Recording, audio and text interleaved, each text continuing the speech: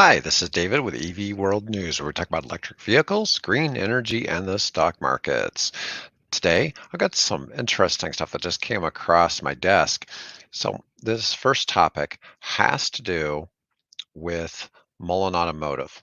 Now, I've had some chats and I've kind of backed off a little bit about how much I talk about Mullen Automotive, and a lot of it has to do with the fact that I don't necessarily like the way they treat shareholders, but they seem to do some pretty good things in the EV space.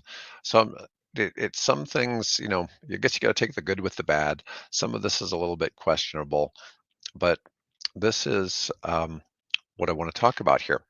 So the Mullen 3, which is a Class 3 EV truck, now is what's called CARB certified and ready for sale in all CARB states and the District of Columbia.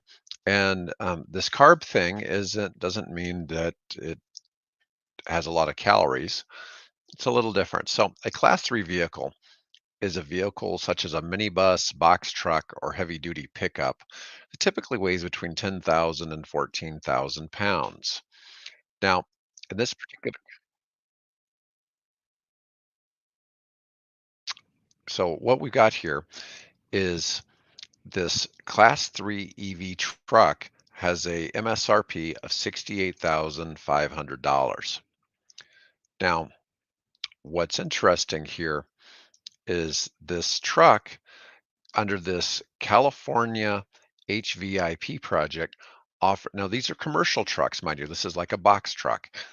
It offers a rebate of $45,000, and when combined with the $7,500 federal tax credit, drives the price down to only $20,000 for this truck, which is pretty amazing. Now, if this truck is replacing a gas or diesel burner and you go through the appropriate steps where you can earn carbon credits, you might be able to get $500 a month in carbon credits for operating one of these trucks, which would be like another $6,000 a year, which effectively makes driving one of these pretty much free. It really is crazy how cheap that is because you would drive one of these trucks for 5, 10 years. Let's just say somebody kept it for 10 years. It's crazy how much there is available in incentives to keep one of these around. Carb compliant states include California, Connecticut, Colorado, Delaware, Maine, Maryland, Massachusetts, New Jersey, New Mexico, New York, Oregon, Pennsylvania, Rhode Island, Vermont, and the District of Columbia. Now, it's just a really big milestone. Now, the CARB stands for California Air Resources Board. This is really about air quality, not so much about like carbon emissions and things like that. But it's crazy to think about this. The Mullins Class 1 and Class 3 commercial vehicles are both in receipt of the EPA and CARB certifications. This is very interesting. They can sell them in every state throughout the US, and it's amazing what this offers. So California wants to have all of their state agency fleets be 50% zero emissions starting this year, 2024, and 100% by 2027. And it's an example of a valuable state incentive program available to CARB certified vehicles. It's just amazing that that happens. David Michery, the CEO of Mullen Automotive, said CARB approval accelerates commercialization of the Mullen 3 and makes our vehicle even more appealing to customers who want to electrify their fleets. Having both our Class 1 and Class 3 commercial EVs now CARB and EPA certified will continue to drive sales in all states across America. That's a pretty amazing deal to see that happen. And it's just amazing what it foretells for the price of commercial EVs. There are just so many incentives that's way beyond what's available for just passenger cars, because the passenger cars are just eligible maybe for the state and local credit, but that tax incentive in California is huge. And then you also have the possibility of carbon credits when you're dealing in the commercial space. So my next topic is kind of interesting. This is back on aviation. We talked a little bit about electric aviation before, And what's interesting here is that the first flight school in the US has been approved for training on electric airplanes. Now, the article is talking about an Alpha Electro plane that's made in Slovenia. And this has been approved for FAA for using for training. Now, what's interesting that so in Fresno, California, they've ordered 4 of these E-planes to train students. And it's a challenge right now because there's a huge shortage of pilots in the United States, but flight school is expensive. It takes years to be able to qualify airlines qualified, and you're looking at least $100,000. It's very expensive to get certified to be a pilot. Now, what's interesting here is typically the Cessnas they have that they use as trainers typically use about 8 gallons of fuel per hour, and that's about $6.50 a gallon for avgas, and so that's about $50 an hour. On electricity, they only cost $5 an hour. So it's a 90% reduction in the cost of fueling the aircraft. And of course, it's also zero emissions. And that's pretty amazing to see this happen.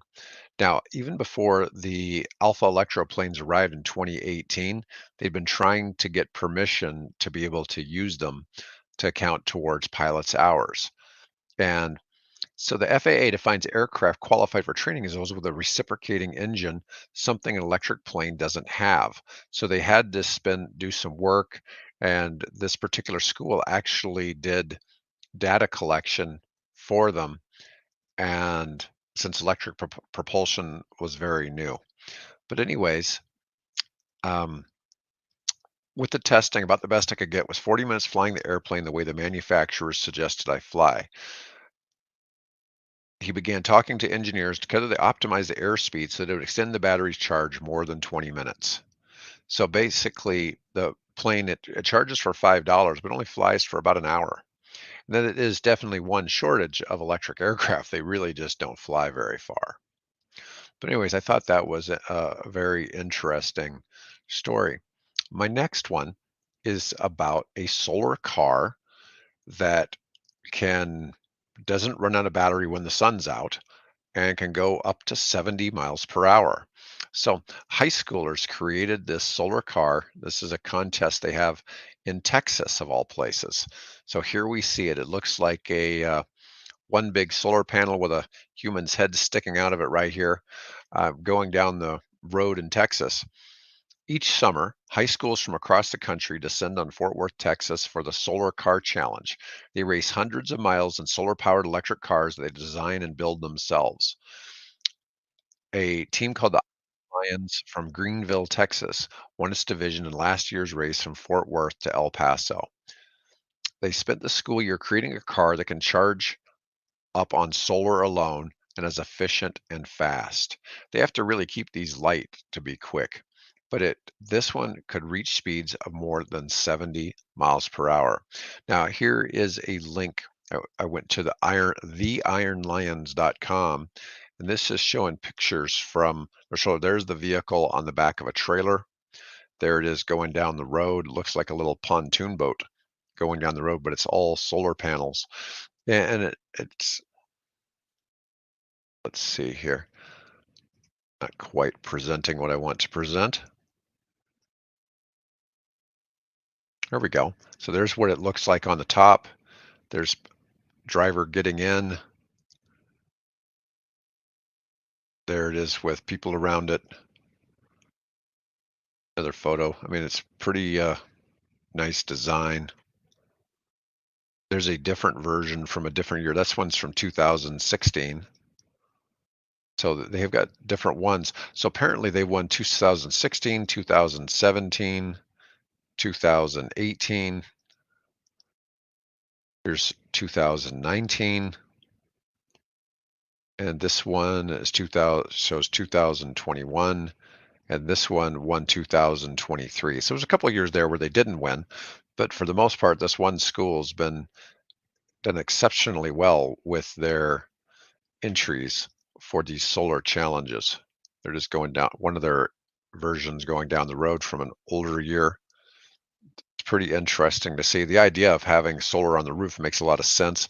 I've seen pickup trucks with this on the top that would go above the cab and still be over the bed and could give more range on electric pickup trucks. So it's interesting just to see. And it's amazing that this Greenville High School keeps coming up with such great solar projects. Now, here's something else. Back on the topic of, one of our common topics, do people really want electric cars?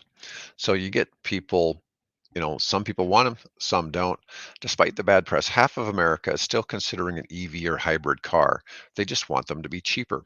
And we've talked recently about the fact uh, um, battery prices are coming down.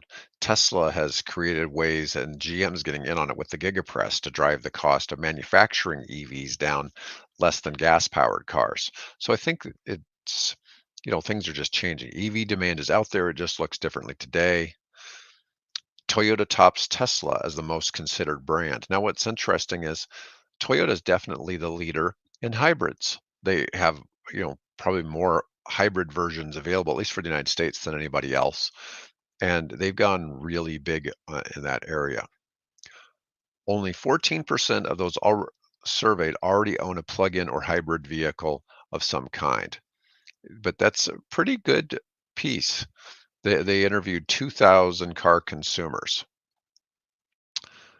Many of the EV and hybrid considerers landed much further down on the technology adoption curve than the EV owners are often shopping green options against gas-powered vehicles. These are late adopters, and because of that, they're not as driven by innovation or even design.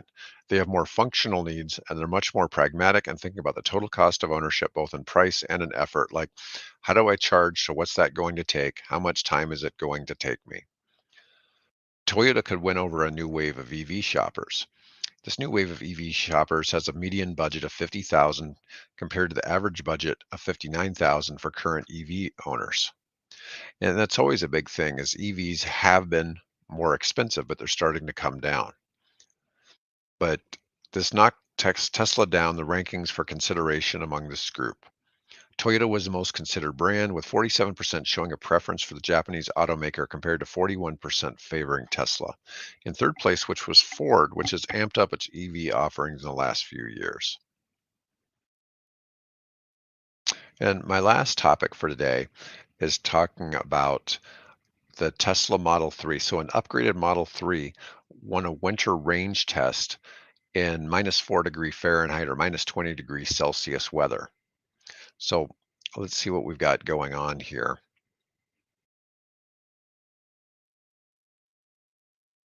So, we've had lots of reports about Teslas being useless in the cold, despite the fact that winter range tests in Europe's revealed that the opposite is true. According to a Finnish newspaper, Tesla's electric vehicles are among the best performing electric cars in frigid weather. Now, they tested these in -20 Celsius, which is -4 Fahrenheit.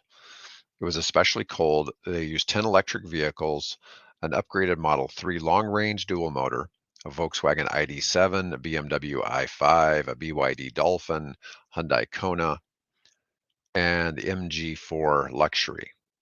Tesla was the winner. The amount of headlines with dead EVs have been all over the place. Here are some facts about EVs, mainly Tesla in the cold winter. The Finnish newspaper's test was simple enough. The Hyundai Kona ended up stopping despite having 7% of its battery left. Several of the vehicles initiated power-saving measures as their batteries drained, with the vehicles cutting off their interior heating at 15% and 10%. The Model 3 continued to be drivable despite its battery showing zero. The vehicle drove over 300 kilometers despite the frigid weather. That's about 200 miles. And while its overall range represented a notable decrease from its estimate, it was a standout among its peers nonetheless. And it looks like it cut almost in half. Ultimately, the upgraded Model 3 topped the Finnish newspaper's winter driving test for its overall performance. Now, one thing too, gas cars also suffer a major reduction in performance when it comes to being out in the cold. But nobody really talks about the remaining range on a gas car because the assumption is you can always find a gas station, unless you're out in Montana or Wyoming, I suppose. Anyways, that's all I've got for today. If you like the content, please give us a like and let us know what you might like to see. If you have any comments, we always try to respond. Otherwise, have a great day and thanks for listening.